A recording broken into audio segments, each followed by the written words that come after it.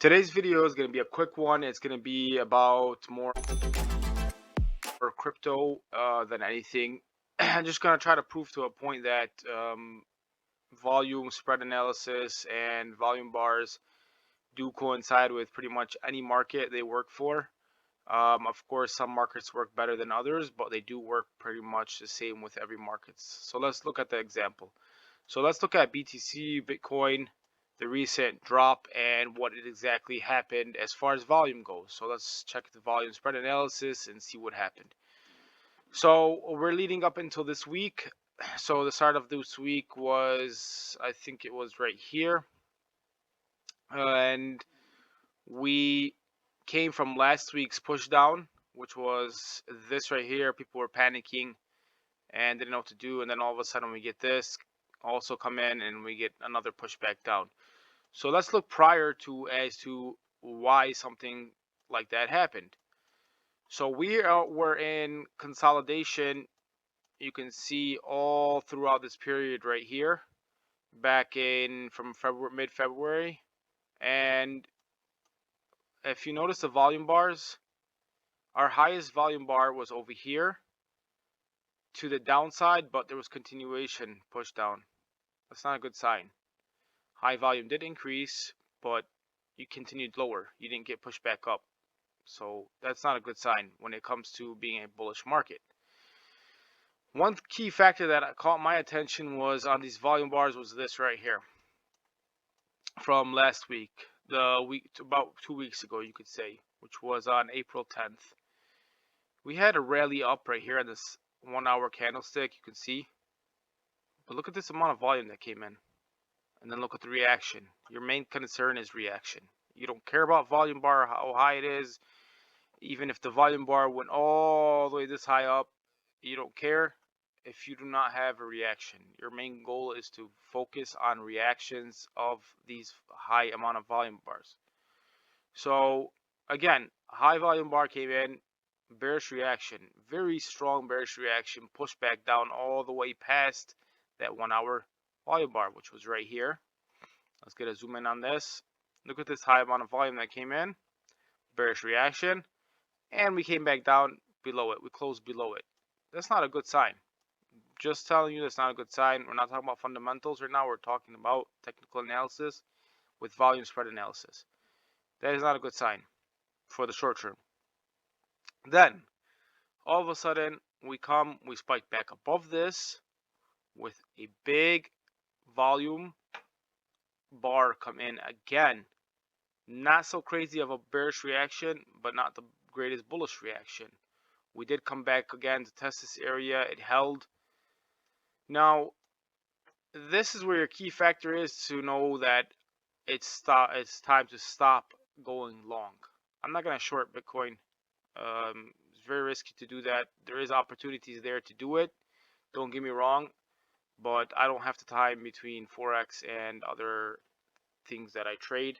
So I won't short it. I'll look for more buying opportunities until I see an actual reversal of trend, which is we're going into a bearish market, and I still don't think yet that is. So because I'd rather have this amount of volume over here with on this double top, and we didn't get that, but there was an opportunity to short this, and I'm just going to show you where and how. First things first is we get a push up right here above this area, and then we get a bearish reaction, push back down, not a lot of volume come in. We get another test to push back up. We failed to come above. Now you look for entries in this area right here. So let's mark that area. Remember, this is going to be very tight stop losses. Once you do these, do not attempt these if you are trading on a high margin account on Bitcoin. So let's look this. And let's look at the 5-minute and see what it is how and what you could have traded. So sorry about that. My computer's kind of acting up, but let's go and see. So first things first that caught my eye was this failed attempt as soon as we came back up to this high amount of volume. So this high amount of volume came into here with a bearish reaction on the 5-minute. I wouldn't enter this trade until we get a second test, which is a second push up by institutions, by smart money, whatever you want to call it, to attempt to see if they can take out stops and bring price lower. So you'd have stops in this area right here, and you'd have what? You'd have break even, people putting their break even who went short, break even here, that shorted here, they're still looking to continue down. They came back up, took them out, and pushed back down. Simple as that, right? But we need confirmation. So what's our confirmation? We come up, we retest these areas, and then we wait for a no demand. That no demand did form right here. You can see it on this candle right here.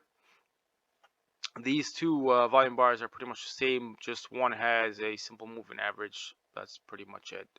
Just testing out some stuff, so ignore that. But this right here has a no demand right here candle, form confirmation right there, stop loss above here, and you ride the trade pretty much to the downside. That's one way you could have took the trade, and you could, if you miss that opportunity, you wait. If it comes back to you again, you take the trade. It does not, you do not take the trade. Don't FOMO into any trades. Remember that. So you could take it like this. This is our no demand candle right here, correct? Look where this candle came back up to touch. Take out break even stops. Anybody who had a break even stop right here? After pushing down below here, take them out, bring price back lower again. On this high amount of volume for day trading Bitcoin, I'd say it's time to get out. That's what I would think. Even though it did go lower, I would say it's time to get out, especially the fact that you had a no supply form right there. Of course, no supplies and no demands are not 100% confirmation to risk all your money. Risk management is based off of risk probability, so the probability of your risk to reward ratio working. If your probability to your risk to reward ratio working as you have it at a high percentage, so something I'll talk about in the future, so subscribe to that. That's very important, and I know nobody talks about it, but it's probability to risk to reward ratio. How much likely that risk to reward ratio that you are targeting will be hit.